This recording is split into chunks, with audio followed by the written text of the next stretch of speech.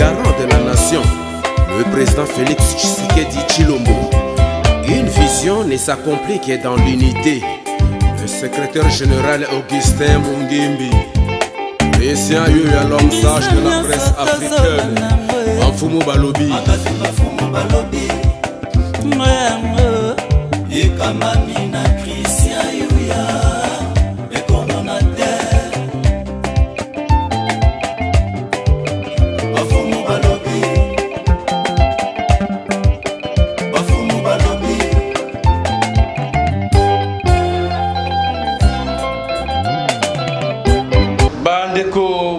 ya magazine Bafumba Lobi totoli bino botondi mingi na ndenge bozwaka libaku petaka ya kolanda magazine purement traditionnel na bino bongaka mingi intitulé Bafumba Lobi.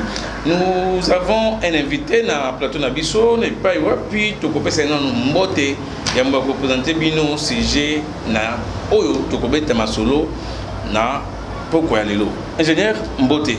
Mbotami, grand journaliste à magazine Bafumba Lobi. Merci, je rappelle aux fidèles téléspectateurs Badbaranda Bisso, surtout Bato Bazalaka, tout le temps branché, connecté, même si notre adresse YouTube et Congo TV pour nous jouer des formations traditionnelles. Donc, solo lana ingénieur Rodolphe Moussolongo Oyo Azali, expert en développement. Et puis, Aza, analyste de Makambetali, tradition coutumière et la République démocratique du Congo. Et pas puis de l'autre côté, sur les conflits interethniques entre les peuples congolais, entre autres, Teke, Yaka, et au jour d'aujourd'hui, et commis que ça passe, les lots, Teke, na Baumbu, la communauté serre, n'engue tolobaka, commis de sous na problème. Il y a un conflit. Les conflits, d'où vient les conflits? Conflit wana et utaki mingi na groupe Oyo bande konabiso bazali regroupé bosolo ya bateke et pas wapi les fiston lingwe azali administrateur mboti na yo fiston lingwe bavosi wana tokotila bino na réalisation pour boyoka côté baumbu tope bateke balobi bande konabiso baumbu bazali benda ba esclave na bango esclavagisme na bango et yaki wapi tokoye bayango soki ezali vrai topé ezali faux. Ingénieur Rodolphe tu peux s'en dambo teme na moso oyo ki na mo moke comme entrée yo ko kolobanini par rapport ya tokolobela conflit ethnique même ya bayaka melelo tous la penda c'est basé na conflit oyo elingi ko botama entre la communauté Serteke et Umbu et Rosala Boni. Merci Mingi, grand journaliste. Makamaba conflit, je crois que dans l'émission passée, to mekaki solo la yango, ba conflit en général na Congo ndenge ezali. Na lopoto ezaka na adage mo balubaka à qui profite les crimes. Les crimes profitent à qui? En cas d'espèce, makambo o etali baumbu na bateke. Qui tire le ficelle? Nani azobenda singa. Place Futo Zonga Yangoana. Dire qu'il y a des gens qui ne comprennent pas même l'histoire. Mo baumbu. Baumbu, sauf que Moumbu, esclave Moumbu, et ça na lingala. Mais baumbu, et ça na lingala te. Baumbu, et ça na lingala te. C'est-à-dire lingala yoko kuta baumbu awa na mabele oyo bazali na kombo wana baumbu lingala yoko kuta bango bazali déjà. Bon, il y a des gens pour blesser, il y a des gens qui excitent ba conflit oyo bazotinda bango ba pesi bango mwambongo o a créer conflit ndenge ba misie ba yemba ike nyose soki saka pota na nzoto ya mutu ezaka mbelite maloba to miso ya mabe ozotala moninga pe eza mbeli ezokisi epe. Alors bazotinda bato wana yo loba boye lokola ba réseaux sociaux et comment ouvert na mutu nyonso censure eza compliqué mutu soki a lobby a yebite que l'occasion de créer conflit à makasi. Soto kei na historique. Na historique bisonoso batu oyo tozo sala ba étude wana qu'est-ce qui s'est passé ici au Congo, partout na ba nyoso, comment bazali, tout ça, ce conflit, toyebaka, conflit on est bandi, ndengeni. Mais, pour moi, à vrai dire, ma belle d'abord, Oyo, place Bissotozali, à Léona Kinshasa, logiquement, ils ont sans parti pris, hein? Non, j'ai dit la vérité. Parce que balelo bateke comment on tirer ficelle na côté na bango. Non. Donc logiquement ma belé oyo eza ma belé ya baombo. Hein? Quand Ngaliema a traversé ici pour fuir leurs histoires de l'autre côté du fleuve, akuta baombo awa. Un grand journaliste. Akuta baombo awa na Kinshasa, akuta baombo na Kinshasa. Ngaliem. Bafandi na bango. Quand Savorgnan de Brazza est venu, Koto Ezomona, grand journaliste de Ngezalapé, colonie française. Ezomona, Roma Koko, a yebisi nani Savorgnan de Brazza, que Tina Ngambu kuna nos batona bazaba sujet nanga. De Brazza a katisa na Ngambu awa. Il a mis même son poste à Kitambo là-bas. Premier poste Zaki, il y a des Français, il y a des Belges. Quand il est reparti, il a laissé un sergent sénégalais, chef de poste, le sergent Malamine. C'est là que Stanley viendra à chasser, à coopérer dans Ngaliema, à chasser Malamine. Hein? Donc, à Tchekoto, et comme Ngambo, il y a des Belges. Mais, Bateke, Bakuta, Baumbu, à Ngaliema, qui est le premier. Muteke akoya Ngambo, Yakuta, Baumbu, awa. Moumbu égal teke ndenge na linga ba moumbu esclave te moumbu eza kombo na bango na kiumbu. Donc c'est pas ça n'a rien à voir avec l'esclavagisme. Non, ça n'a rien à voir. Esclave de qui et quand et comment? Mais qu'est-ce qui se passe au jour d'aujourd'hui? Bandeko na biso ba fununga o tobenga ga bateke. Parce qu'il y a des gens qui côté tobenga mingi bateke bazana ba kombo na bango ba origine na bango de fununga mais pas ya bande ko na biso pe ba umbu ba l'époque bande ko benga bango bambunu lelo bateke ba komi ko lobake non esclave ba umbu baza esclave et comme ko benda na ba réseaux sociaux et comme ko tirer ba ficelle mutu na mutu alinga zo par na ye mais Ngaliem tango auta ki Brazzaville Aki Kokuta déjà chef Umbo Azalaki. Oyo benga je me bise pas confiance, j'ai une bonne mémoire. Qui peut déjà Azalaki déjà na Katuana. Exactement. Exactement.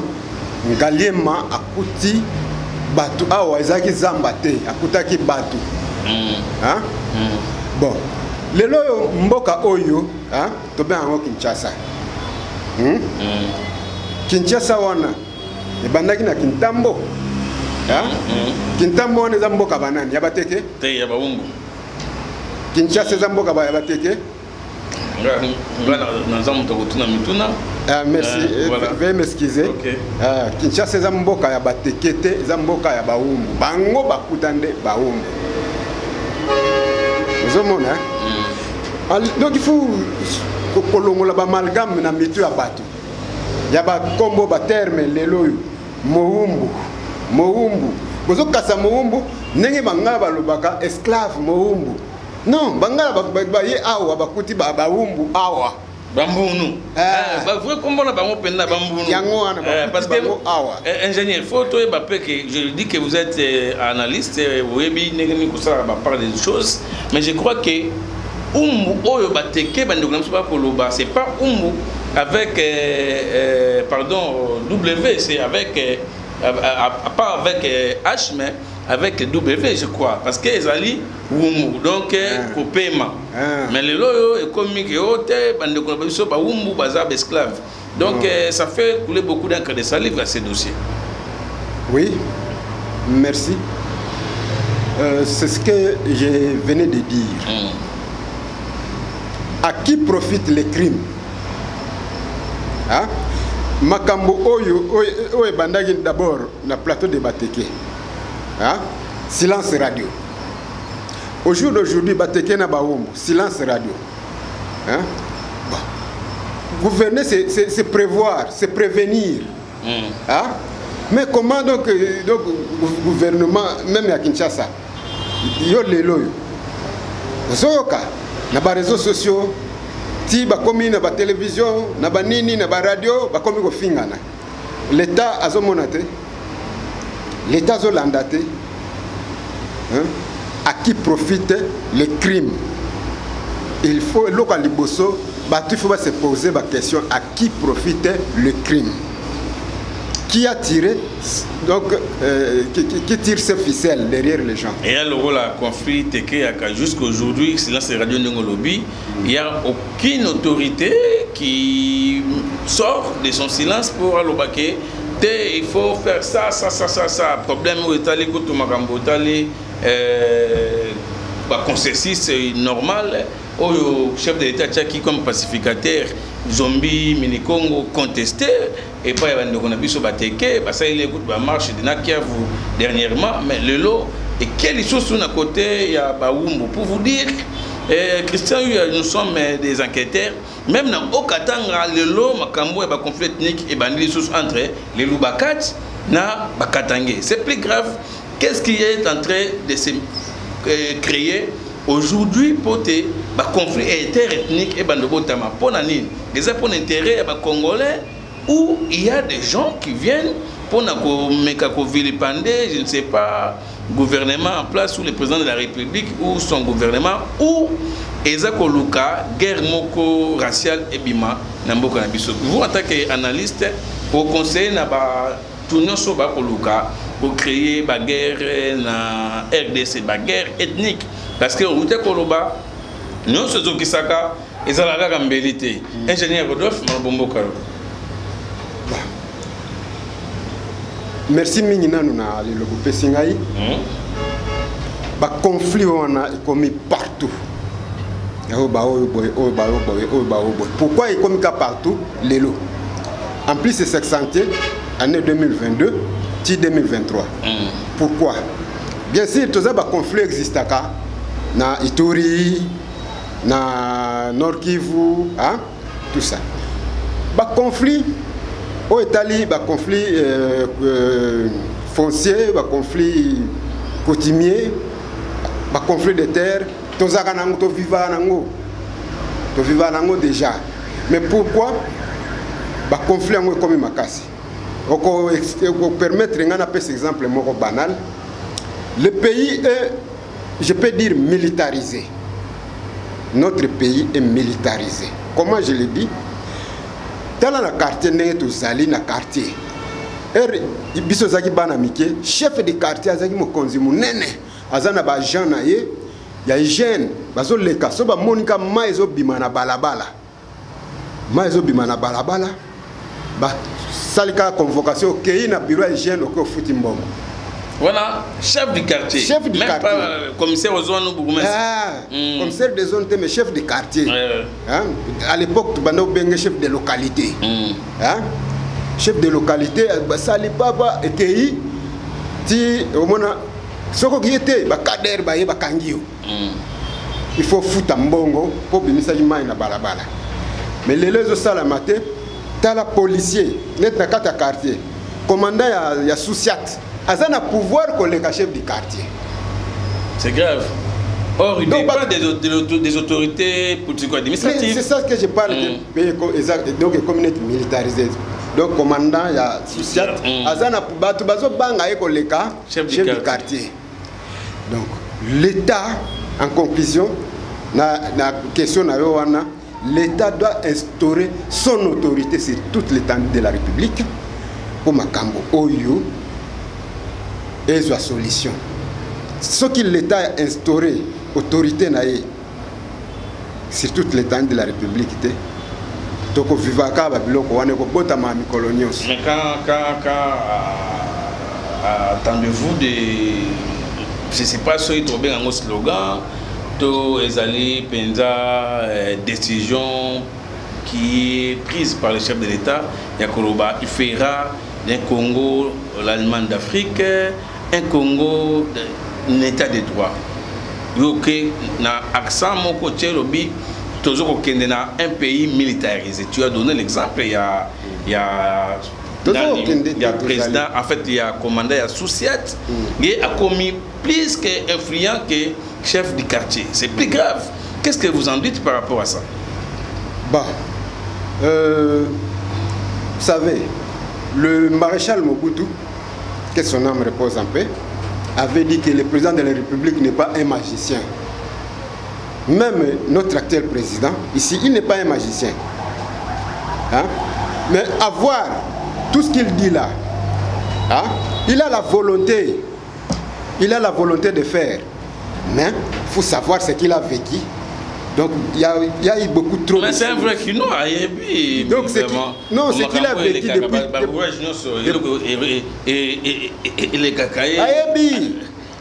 Donc à Yebi, il faut savoir ce qu'il a vécu dans le mandat naïe. Donc c'est un mandat très perturbé. C'est comme exemple d'un empereur romain, hein? Un empereur Marc Aurèle. Donc Marcus Aurelius. Quand Marc Aurèle est devenu empereur, Mutumalamu, peuple balingi mingi, mais akutana na makambo moko ya osakanate. Koto attaqué empire, koto épidémie grave, peste kota grave, makampe président Nabiso actuel, président Nabiso Félix Antoine Tshilombo, azo vivre.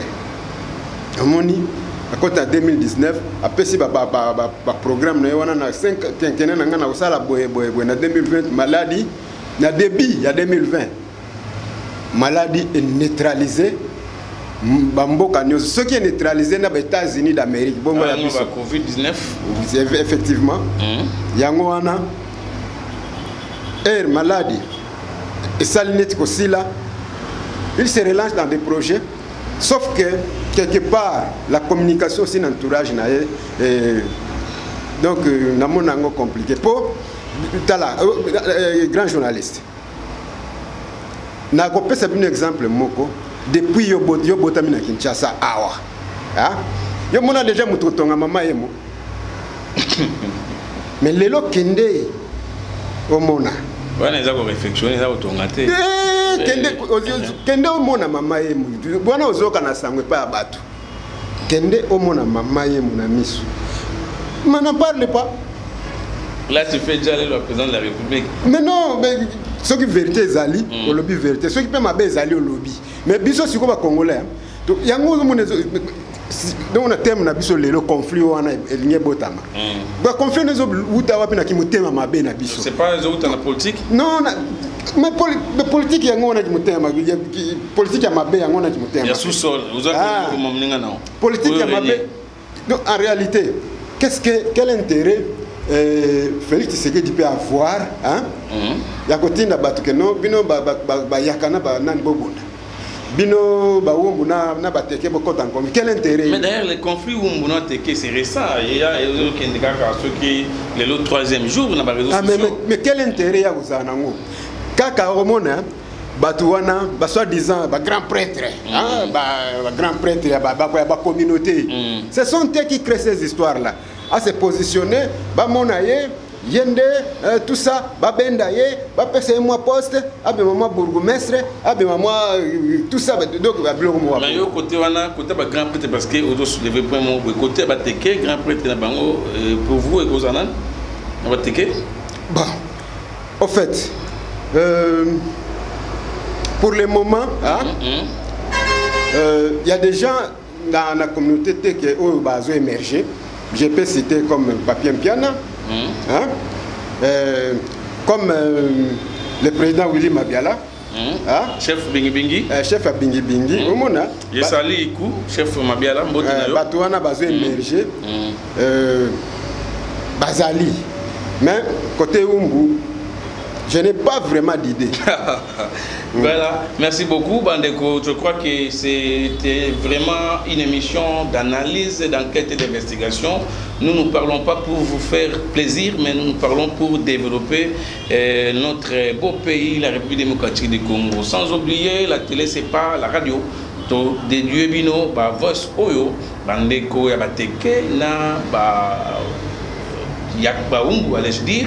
Baza ko bendana pona koluka leadership na bango.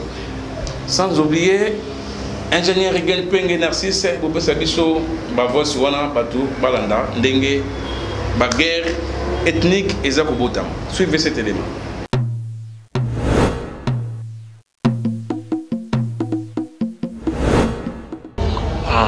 Bonjour Bandeko. Il y a un groupe où il y a une communauté Tekirumbu. Et dans lundi, la réaction, surtout à chef Ike.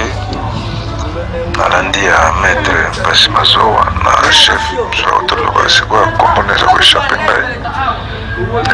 Merci beaucoup pour la réaction de Binon de nous que tout le monde paie, au Cabonnier, Kotate, tout ça, les gens ont donné des conseils. Mais il y a une chose, attends de ça, la déclaration de Biso. Tu es pour toute la division, mais tu es pour tout porter éclaircissement. Et pour nous lever équivoque, où il y a un déco, il y a fingi, Biso esclave. Et puis la histoire de la ville de Kinshasa, on a voulu porter des éclaircissements sur ça. Puisque dans le journée, il y a un téléphone, il y a une inbox. Il y a une table ronde. Nous avons représenté la ville de Kinshasa. La table ronde. Alors, et loko tulingai kaka toloba tango bandeko na biso bazali kokoma histoire ya ville ya Kinshasa.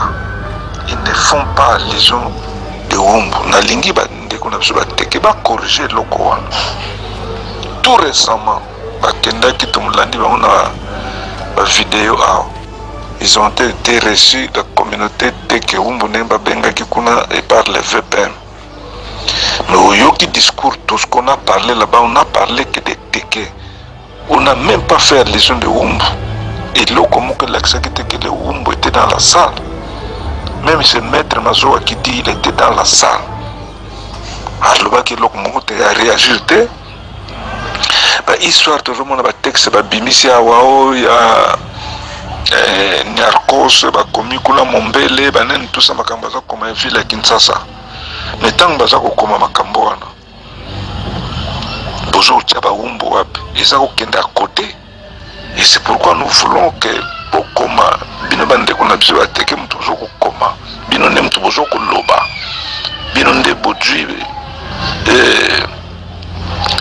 nani ba promotion ba poste bozo ko représenter ba ndeko ya communauté Teke Wumbu. Mais lorsque vous parlez, faites allusion au peuple Wumbu. Dengue chef Ikeolobi, oui c'est vrai, la superficie à Kinshasa. Et la commune de Maloko, ils ont égorgé à peu près plus de 7000 km². Mais c'est vrai. Mais 7000 km², on a pour quelle population? Pour quelle population? Là-bas, la commune de Maloko. Dans Bilanga, Zamba, tout ça, la faune, mais la population, les 23 communes ont sous cette égalité. Ndeko tu bien la téléphone, mais en 1967 pour que Maloko comme commune, Maloko dépendait de Kasangulu.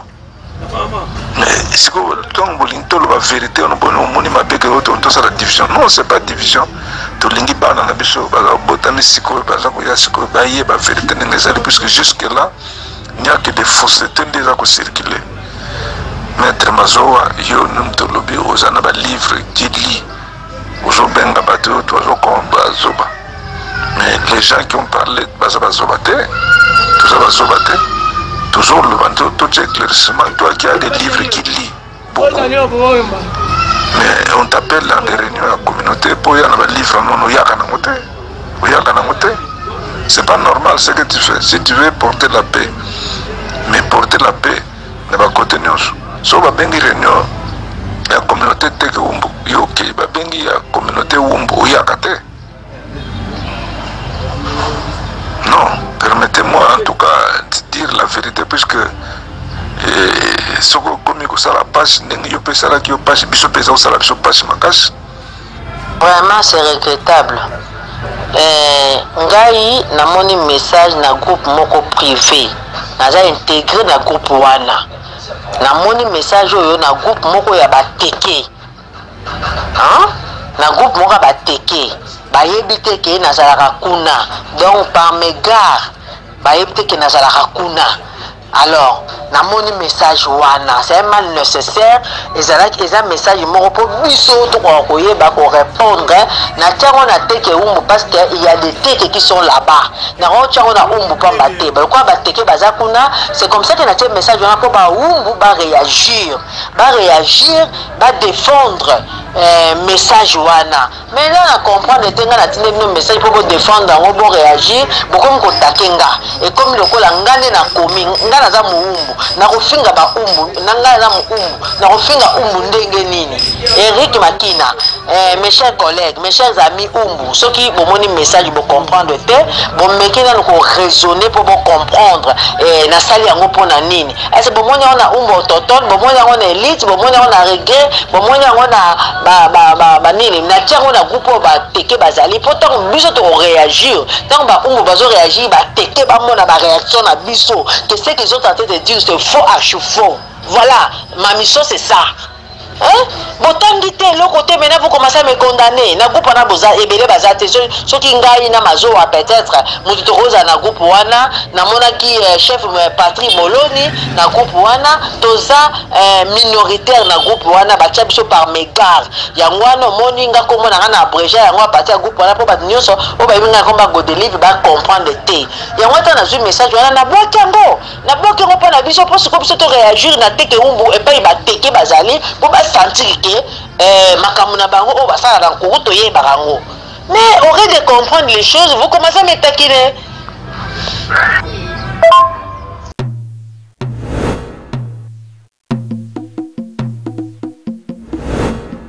Merci beaucoup à la réalisation. Merci à l'ingénieur Rigen Penge Wapenge, Mobali à Pembe, Namsala Kitoko et finalement Sapi à Kitoko, à côté à montage à Narcisse Tamboui, à côté de la belle image. Vous avez suivi les audios, il y a Bande Gonabiso, Bateke, puis réaction, et pas Wapi Balobi, Niet, ils ne sont pas des esclaves, il y a Bande Bateke parce que Koko Nabango, Makoko, à Kima, à Tindaka, Ngaliem, Tobengaliem à travers Saka, à Koutaka déjà, il y avait un grand chef Umbu dans la République démocratique du Congo demain, à Léopoldville à l'époque, il chassait aujourd'hui. Chef Tokanisi, Olandi Audio, parce que la télévision, ce sont des preuves. On n'est pas chargé, tout est Bangomoko, Balobi, Audio, Bayoki. Parce que les audios là, ça provient des différents groupes. Allais-je dire, il y a des réseaux sociaux à côté, à la communauté, Teke Umbu, Bosso Bateke, et ce sont des audios transférés dans Bafum Balobi. Mais dans Kati Bafum Balobi, il y a eu aussi des chefs coutumiers qui ont réagi par rapport, il y a début à conflit Wana. Yo, autant qu'à côté à Bateke. Mais côté à Babumbu, moi je crois que David Matadikibala, vous êtes des présidents de la communauté Teke Umbu. Excusez-moi, jusqu'au jour d'aujourd'hui, je ne te sens pas. Ingénieur Rodolphe, David Matadikibala, il est le président de la communauté Teke Umbu, mais en même temps, il est Umbu. Baguerre Aboye, il est toujours silence radio. Qu'est-ce que vous allez produire comme conseil à roi David Matadikibala? Effectivement, aux hommes, on a ceux qui ont pouvoir coutumier. Donc aux autorités coutumières, il faut exercer en haut. David Matadikibala, prêtre, prêtre. Aza prêtre na ndenge na ye, je sais pas boire kaye, banine ba boire kaye, mais il faut être dans la communauté na ye. Choqué na prêtre dans la musique. Il est chef coutumier. Non. Aza chef coutumier, je ne le conteste pas. C'est un chef, une autorité coutumière. Aza de tenir pouvoir coutumière, coutumier plutôt. C'est ce pouvoir là. Oyo bakoko ya bakoko na ye bazalaka na yango. Lokola yé azanango lelo, il faut exercer yango. Il faut exercer yango. Donc ago exercer yango te na nzembo moko ya kofi be faire be ya fali. Donc vous là, à vous écoutant, donc vous reprochez au roi David Matadi Kibala comme Umbu, premièrement comme Umbu, il est un peu distrait, il y a Kolanda Banzembo musique qui olé atala intérêt à la communauté pour souffrir au jour d'aujourd'hui. Parce que jusque-là, il est silence radio. J'aime ça, j'aime votre verbe là. Parce que la phrase là en question, ils ont ça bien parce que qu'est-ce qu'il faut faire? Il a remplacé le fait Ngandoli Mosoni. Et Namalubanaye Alobaki, je vais faire une communauté fière, une communauté forte, durable et puis prospère. Mais les lots, tu comme une division. La division de Koya, côté pays, il y a affronter. Marché Salamaki il n'y a pas longtemps, la grande famille Teke. Merci Mbote Mingi à Jérémy Moukoko pour Landabiso. Merci Mingi. Merci à Yomoko président Adonis, Ozaïko Kambapé, la grande famille Teke.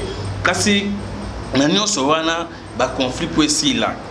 Résolution nini ou ça ou recommandation au Yomoni, ce qui peut au lobby en tant qu'expert en la matière, malgré que tu n'es pas Teke, ni Yaka, ni Umbu, ça en fait des pistes et des solutions pour na bande connu sur pour l'andabiso surtout na bateke na ba Umbu o balingi lelo ba fongo la brèche il y a conflit ingénieur Malbomboka lelo yo tango batu bazolo na ba réseaux sociaux bazo ba Umbu bazo bateke bazo vilipande ba Umbu bazo vilipande bateke Matadi Kibala chef ya communauté ya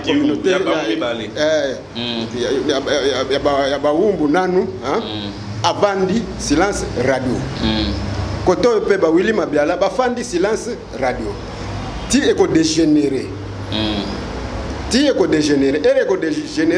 l'état ko pesa bango pacificateur moko indépendant alors ako sala oyo Ndenge salé pas zombie mais Congo Teke yaka azun un soukou atela kati alors vous avez et pourtant ils ont loko moko ba grand chef Willy Mabiala grand chef Matadi Kibala ba fandi mais Willy Mabiala attention vous devez savoir que Willy Mabiala ça ba grand chef naé ba mukolo kwa banguma bazali moi si je l'appelle grand chef les papiers ils sont là non voilà son zobenga grand chef pourquoi parce que il est le président provincial il y a ANATC. Donc il ose hein, de rêver les Teke ou les Umbu. Mais oui, donc ça le bien grand chef, c'est par rapport à ça. Hein? Pas par rapport qu'il est donc au-dessus à le président. Non. Ok, d'accord. Mais il est président pour Bangoum Bachaït. Président ANATC Zanani, provincial à Kinshasa. Willy Mabiala. C'est Willy Mabiala. C'est là que je l'appelle grand chef. Il est grand chef, c'est le moment que donc Abengapé, l'autre grand chef Matadi Kibala, Bafandi. Babengi bankumu wana mususu malgré ba mususu net ba papier bien baza occupé na ba activité à l'état mais baza na bato bako délégué bokende bo fanda eloko wana toyo kango lisu levé comme les Kouimbi Azawana ba Venepso Barthélemy Boutsoale il est là ils peuvent aussi être au milieu du village pour te bakosi sango baza wana ba David Inka Bafé David Inka. Bazaba notable. Grand notable chef Inka. Bazaba donc bakei bafandi na bagumbu tout ça pour dans l'œuf ba étouffer loko wana sili. Ce qui était c'est la question que j'ai posée au début, à qui profitent les crimes. Voilà. C'est ça. D'après eux, qu'est-ce qu'il faut faire au moment où Bandeko Baumbu, Bakomo Silika, Moko a fait exemple. Là, ce sont en fait des déclarations faites par maman Brigitte, chef de Lukunga, il y a Lobby. D'ailleurs, c'était pas évident, il y a Kobengi ça, Bateke, calamé, en fait, comment dirais-je, événement malheureux au Yaki, plus d'Ivienne. Il y a décembre dernier, le chef de l'État a Kendaki, Koubengisa, chef de l'État, chef coutumier, ou les autorités traditionnelles, na Makambutali, érosion, ou Ebouma qui bat belé, na Mongafula. Et pourquoi? Tant que le chef de l'État a Bengi, Bandeko Nabiso, chef coutumier, il a fallu que bazalaka ka baumbu parce que zaki na monga fu la terre baumbu bango babengi les tous bande kona bango ya bateke, c'est-à-dire bango baumbu ba ko souffrir na problème il y a leadership, il y a pas un grand leader tant bateke ba ko mona ke chaque fois baumbu exemple intérêt baumbu ba ko benga bango, c'est-à-dire baza ko joa suprématie ya ko la au-dessus il y a baumbu à quelque sorte. Moi, analyse parce que c'était un problème qui était pour les Wumbu. Parce que la terre qui a été qui a tué des gens, c'était la terre Wumbu. Ils avaient qui n'a monga pour la main, baluki, bateke, babengi, bauti bambangana, bauti bamenka, umiseka, baye, et pas y avoir des problèmes. Ils allaient qui décerner, tout dédié, en fait, concerné plutôt, Naba. Pourquoi les Teke sont venus et pour aller plus loin, il y avait aussi la présence des films. Tu vois qu'il y a des quiproquos, le journalisme, Méli-Mélo, en fait. Qu'est-ce qui se passe en tant qu'analyste, qu'est-ce que tu peux comprendre sur ça? Papa journaliste. Bino, je crois que Bino c'est le 5e pouvoir. Oui. 5e pouvoir, wana babenga bino ezarani ni bozana pouvoir ya ko détruire mboka pe na maloba moto pe peli. Pouvoir pe ya ko boma moto na maloba moto pe ikufi. Le 5e pouvoir yango babenga bino. Donc vous êtes une force. Mais je sens que les personnes qu'on utilise mingi pour ba kota ba conflit wana ba journaliste formé bazana ba média na bango banini tout ça en ligne banini donc bazwa basala ba communauté na bango bacha bango na ba groupe banini des histoires comme ça bazo utiliser bango mingi pour basala ba kota ma poto na ba biloko moko oyo koki ko sila na minute moke. Et pourquoi vous accusez les journalistes là-dessus? Oui, ça n'a rien à voir le conflit. Il y a non, mais c'est ça. Si je parle du pouvoir, nous avons pouvoir. Je sais. Pouvoir, on utilise un opéra, au long pas Matadikibala. Voilà. Pourquoi ça? Mais il y a qui m'a interviewé dans l'émission. Combien de fois nous avons appelé Matadikibala? Mais il y a raté dans Bafumba, même dans Plateau Nabissoa, une fois à l'écart ou deux fois, je ne sais pas si je me rappelle. Regan Peng, mon réalisateur à Yebi, tu l'appelles, il te donne les rendez-vous, il fouille. Je dis à la télé, sur Badbarolanda, vous savez que Bafumba Lubi a besoin d'interviewer en 2023 au quotidien. Décembre, sans succès. Donc, il y a grave, mais non. Non, mais le grave, et pas Yozali. Chef de l'État, Namalobanae, Alobi, mais Bafumo. Ndengeni, Bogomi Gotika, Makamwa Boye, pouvoir Nabino. Et c'est là, c'était la parole du chef de l'État. Nous avons les vidéos.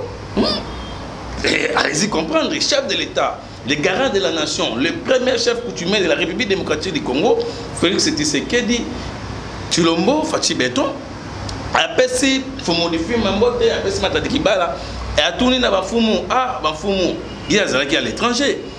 Et le Kaboué pour la population pouvoir Nabino, et si là, c'était vraiment un questionnement très fort pour nous interpeller le chef coutumier.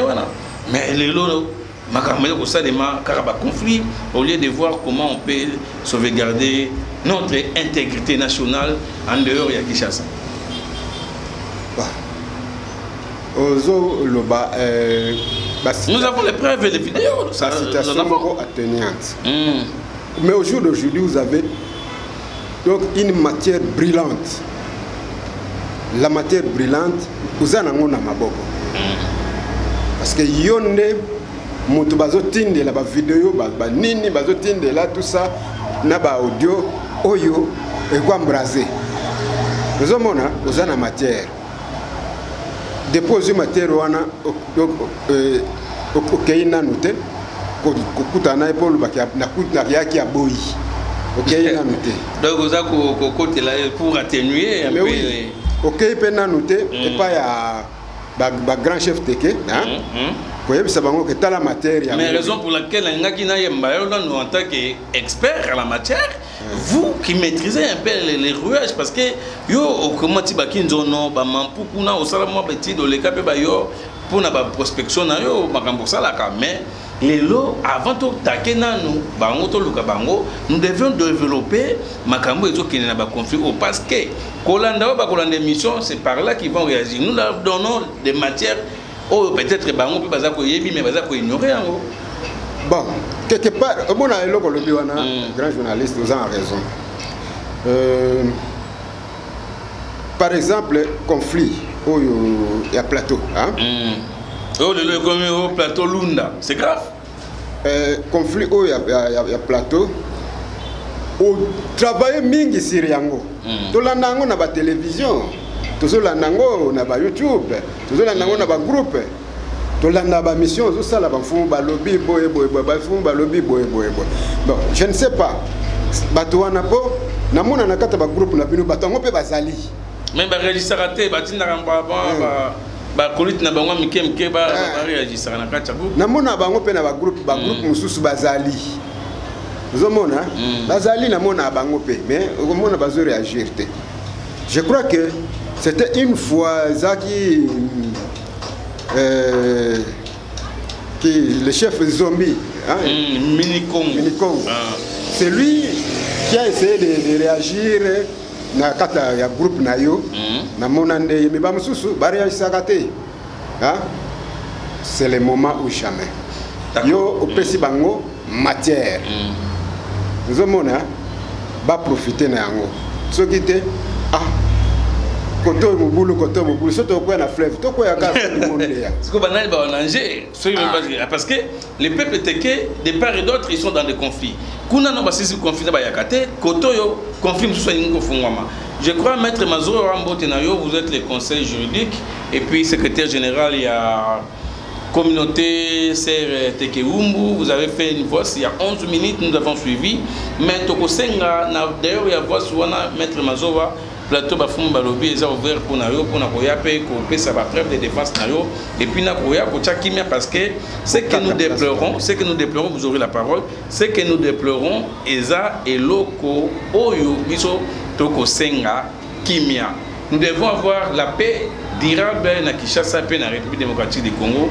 Honorable pardon ngaki na pesa mbote honorable Mpiana mais ya yo pe yango honorable Mpiana mbote na yo na zongeli Aigle William Abiala pe na bande ko nyonso ba ko landa biso surtout bana bengi et pas bozwami bino nyonso mbote okolunga ko lobanene ndeko na ngai ba nanga ko loba nazo insister sur le kambo ya matière la matière oh yango zanango musana yoza 5e pouvoir pouvoir pe ozanango matière pe ozanango hein yo osolo la kana batu wana kutana na bango les jours en fait matière yango yo donc conseiller na bango ya liboso il faut ezala yo ko banda na chaîne de télévision na kati ya ba groupe na ba réseaux sociaux na YouTube conseiller à liboso na matière na conseiller ki bango ebele na groupe na nga ba fumba lobi et puis na kendaki na regroupement des autochtones quinois et puis ouais puis Sylvestre qui pas joami tout ça qui peut même loba mais donc ici conseil ndongo lobi nous allons vraiment travailler sur ça pour ne pas que ça monte aux sources na bateau ba kolanda biso parce que nous devons la paix et le banao to comme na minute ya Bokabwani le banayo ya Bokabwani parce que ça soukate parce que au le cas qui kala mingi te ozongli sosu pona ko pesa pe moi maile nayo na makambo etali début ya conflit Tekeumbu le ba Bokabwani ko kozana pona suka pona ya lelo na lobi boye que eloko leki kimia na vie ezate koyo kozala depuis tongo ozumboka kolia te nini te mais soko zana ofandi na yo ozana problème na mutu te ozobunda te nini te oza kimia likambo moko pe ya mabe koyela yo te tita mosusu na poko ya 18 heures ozwa biloko ya kolia kolia. Merci. Mais soko lingi kimia te bitumba to ebindenge bandaka mais ko suka nango ezaka pasi. Il y a des conflits netawa conflits verbaux. Hein? Ce sont des trucs verbaux. Na maloba basi sarango yango. Vous voyez, parce que comme na Nord Kivu na Ituri la province wana mibale ils ont un état de siège, c'est-à-dire gouverneur soda, vice-gouverneur soda, donc bourgmestre soda, administrateur du territoire soda. Vous voyez, est-ce que les civils wana babanda osala ba kwak hein pour moi coltan pour moi or pour moi boye lelo baza na chômage. Vous voyez, ndenge pe koyi ko sala mape kaka na pembeni na biso. Mais au moment où la ville de Kinshasa, c'est une ville cosmopolite pour tous les peuples congolais, malgré que Nakatuana des Koloanezali, et qu'on risquait et emboîter en fait les pas dans la tribu, mais sous par rapport à conflit, qui seront les bénéficiaires et qui seront des perdants. Mais c'est les tireurs de ficelle. Alors, les tireurs de ficelle qui tirent ces ficelles-là. Donc moi, je ne les connais pas. Alors, on doit les démasquer. Pourquoi? Donc, à l'occasion de rien, hein? Depuis 1800, combien donc Bangalema wana, Bastanle Bayaka wana 1885. Bakutana na Bangalema 1885. Hein? Donc baumbu na mateke bafanda. Lelo baumbu na muteke ba bagari. C'est grave. Grand journaliste. Ils ont compliqué. Monsieur le Président de la République, je crois que nous devons mettre fin à Maramboyo.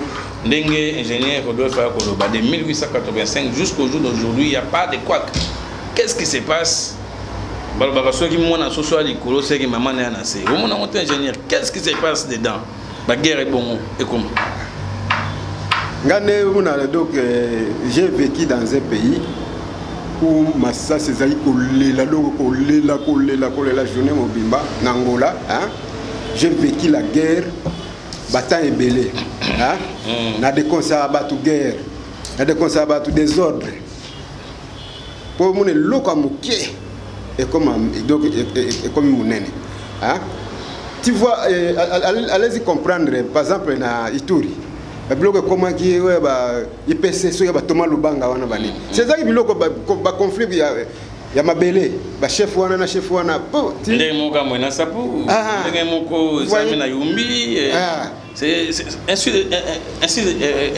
Donc versement, comment dirais-je, toujours vice versa. Regardez un peu ça. Na province. Et vous dites comme ça pour yumbi ça va pas. Moi, j'ai fait appel seulement aux leaders. Wumbu et Teke va se mettre d'accord. Hein? Va se mettre d'accord, va étouffer Makele Léona. Pour Makele Léona, bateau bazo salango tango mususu bango ba yebité. Que mutu moko boyepe kaka azotinda esale mabongo. Pour comme appelle danser, comme appelle ndenge bisika mususu komi. Mais avec la capitale, hein? La capitale, miroir, il y a Congo, monde mobile, la mboka oyo. Matondo Mingi, ingénieur Rodolphe Moussolo, on a dengue aux huiles Bakou, il y a coupé sa biso makantina. Merci beaucoup. Bouba Ndeko Balandi, on a tout cela qui n'a sigé en Kambo, Namakambo, Italie, conflit interethnique entre les peuples congolais, Teke, Yaka et Umbu, Kasilelo, Awa, Toza, comment on a ngomba mokonji, Kinshasa, moi. Problème il y a conflit, il y a se séparer des communautés la communauté sert et à Teke na Umbukasi, ndenge topesi conseil. Je crois que des leaders Teke, et les leaders Umbu, vous devez vous asseoir tout autour d'une table pour n'encoyer Bakotsula, Namakambu, Italie, conflit au bande ko Bateke, Balobike, ba Umbu, Bazalaki, ba esclave na bango. Totoni bino boton de mingi na ndenge bozwa kili baku. Tokokutana na mikolo oyo bo kotikala toujours branché na kolanda ya bino sur YouTube Congo ya TV pe na Evi Télévision chaque lundi 22h30 mardi 10h juste pe chaque jeudi na 22h30 et samedi 11h30 na Evi Télévision. Merci à Regen Peng qui était derrière la caméra. Merci beaucoup à Narcisse avec la complicité ya Bandeko Nyonso. Oyo bazala qui n'a pas vitré pour nous ça des belles images. Tony Bidomingi, un grand merci au DG Semen Ngouma et Evi Télévision. Toujours Boutika Malam. Oh Mabota Mabino, bye bye. Et c'est un lieu à l'homme sage de la presse africaine. Mfumu Balobi. Mfumu Balobi.